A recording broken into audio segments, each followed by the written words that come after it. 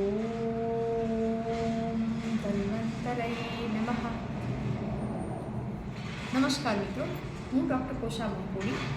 આજે ધન્વંતરી ત્રયોદશીના દિવસે ભગવાન ધન્વંતરીની પ્રાર્થના કરું છું કે સર્વને શારીરિક, માનસિક અને સામાજિક સ્વાસ્થ્ય પ્રદાન કરે.